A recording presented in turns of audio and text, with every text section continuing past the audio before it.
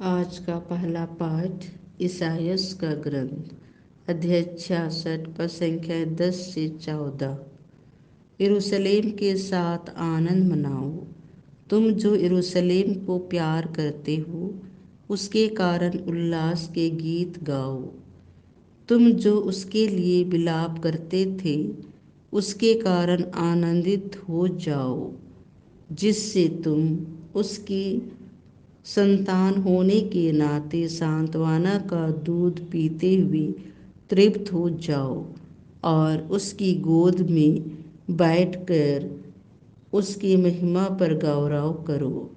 क्योंकि प्रभु यह कहता है, मैं शांति को नदी की तरह और राष्ट्रों की महिमा को बाढ़ की तरह यरूशलेम की ओर बहा दूंगा। उसकी संतान को गोद में उठाया और घुटनों पर दुलारा जाएगा। जिस तरह माँ अपने पुत्र को दिलासा देती है, उसी तरह मैं तुम्हें सांत्वना दूंगा। तुम्हें यरूशलेम से दिलासा मिलेगी। तुम्हारा हृदय यह देखकर आनंदित हो उठेगा। तुम्हारी हड्डियाँ हरी भरी घास की तरह लहलहा उठेगी।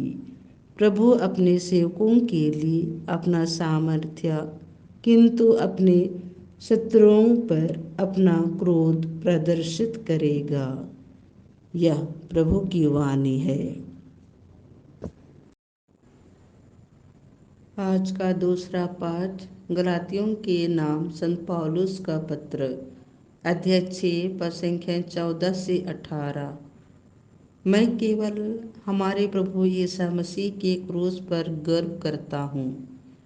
उन्हीं के कारण संसार मेरी दृष्टि में मर गया है और मैं संसार की दृष्टि में किसी का खतना हुआ हो या नहीं, इसका कोई महत्व नहीं। महत्व इस बात का है कि हम पूर्ण रूप से नई सृष्टि बन जाएं। इस सिद्धांत के अनुसार चलने वालों को और ईश्वर के इस्राएल को शांति और दया मिले। अब से कोई मुझे तंग न करे। ईसा के चिन्ह मेरे शरीर पर अंकित हैं। भाइयों, हमारे प्रभु यीशु मसीह की कृपा लोगों पर बनी रहे। आमीन। यह प्रभु की वाणी है। संत लुकस के अनुसार पवित्र सुसमाचार अध्याय 10 पद संख्या 1 से 12, 17 से 20।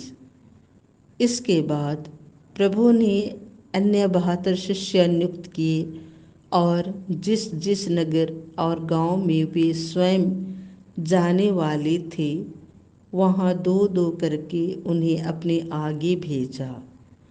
उन्होंने उनसे कहा, फसल तो बहुत है, परंतु मजदूर थोड़े हैं। इसलिए फसल के स्वामी से विनती करो कि वह अपनी फसल काटने के लिए मजदूरों को भेजे। जाओ, मैं तुम्हें भेड़ियों के बीच भेड़ों की तरह भेजता हूँ।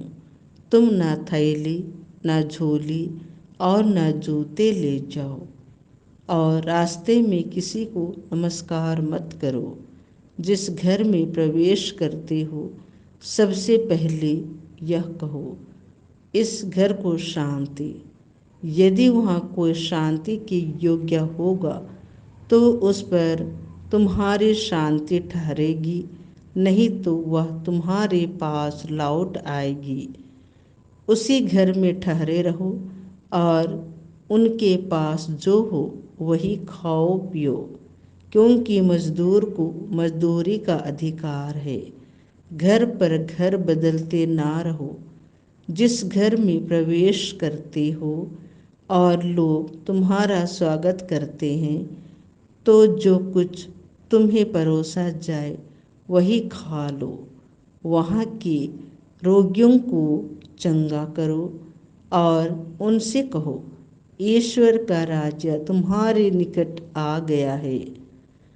परंतु यदि किसी नगर में प्रवेश करते हो और लोग तुम्हारा स्वागत नहीं करते, तो वहाँ के बाजारों में जाकर कहो, अपने पैरों में लगी तुम्हारे नगर की धूल तक हम तुम्हारे सामने झाड़ देते हैं।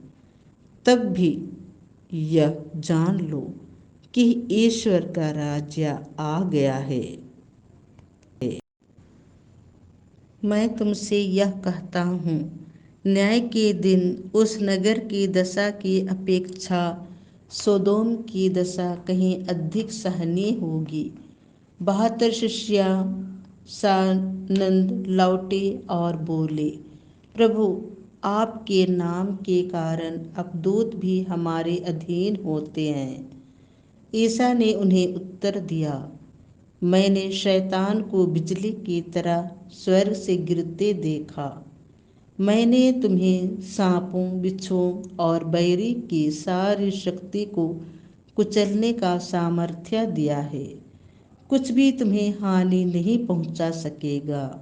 लेकिन इसीलिए आनंदित ना हो कि अब दूत तुम्हारे अधीन है, बल्कि इसीलिए आनंदित हो कि तुम्हारे नाम स्वर्ग में लिखे हुए हैं। यह प्रभु का सुसमाचार है।